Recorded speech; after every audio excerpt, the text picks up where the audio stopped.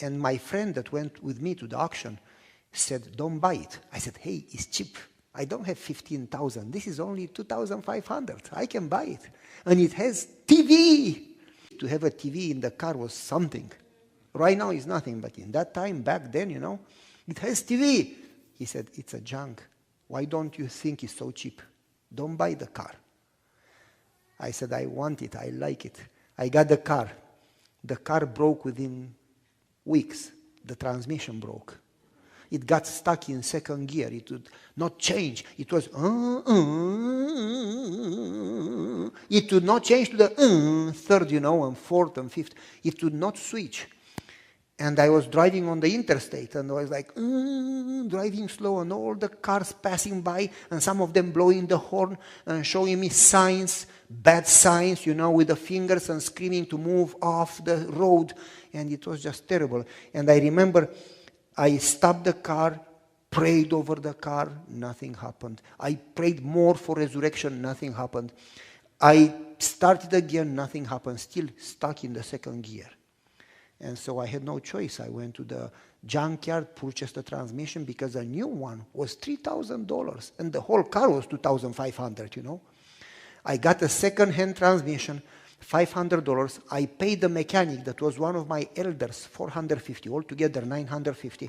Replaced the transmission. In 2 weeks it broke again. Oh, I hated the car from the heart. I went back to the junkyard, purchased another transmission, spent another $500, another $450, paid the elder to install it, another $950 altogether. And then I said, I'm not going to drive it. I'm going to sell it. Let somebody else have it. I put it for sale. Nobody called. I put it to $4,000 to recover my money that I spent on transmissions. Nobody called. I dropped the price and dropped the price. Put it on Craigslist, put it on Amazon, put it in front of the mall, in front of Walmart, big paper in the window, luxury van with TV inside. Nobody cared. Nobody called. Eventually, we talk about surrender. I go to church and I tell my church, if there is something in your life that you cannot surrender, you have doubts, it's hard to give it up, that's your God. Whatever you don't give up, that's what you worship. You may think you worship God, you actually worship the beast. And so after I told the church, I get in the van, Lord, please help me sell this junk. Please help me sell the van. Please help me sell the van. And God said to me, do you love me? I said, yes, Jesus. Are you ready to give me the van? I said, you can have it. It's not Mercedes, it's a junk. You can have it. And God said, do you surrender everything? I said, yes, give me the van. And I said, how much do you pay for it? Because I need money to buy another car. The story is long. I'm not going to go through the story. Basically, God didn't talk to me anymore. God stopped talking. And I felt terrible because I said, I love you with my whole heart. But I am unable to surrender my car. Unable to surrender, even if God would ask for my bank account, it was almost empty. Still unable to surrender it. If God would ask for my house, I lived in a small apartment. It was everything in one room, the kitchen, the bathroom, everything, crazy. Yet unable to surrender it. We just have hard time to surrender. Moreover, when it's about control in our life, we do things the way we do things. We don't give up. We like to control. So God said to me, you say you love me, but you cannot surrender a van. How do you think you are going to surrender everything else? So I said, Lord, I give you the van. You can have it.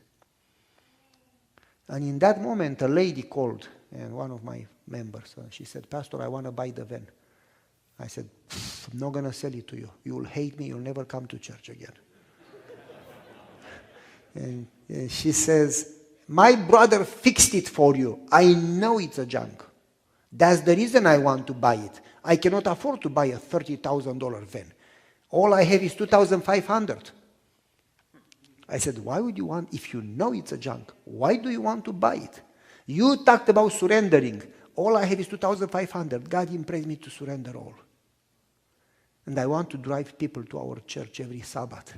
I want to use the van to drive people to church. So I'm going to surrender all I have left over. Her husband left her. She was poor. She said, all I have is 2,500. I'm going to surrender it. So I said, hey, take it. 10, 15 years later, I was in Kentucky, moved from Wisconsin. I met her. I said, how are you doing? Good, you're good. And she said, I'm still driving the van. I hated the van. I mean, why did it break twice in a few weeks? And she's driving for 10, 15 years. And I said, why does it keep running? And she said, because I surrender it every morning. Whatever you keep, you lose. It's cursed. Whatever you give to God is blessed,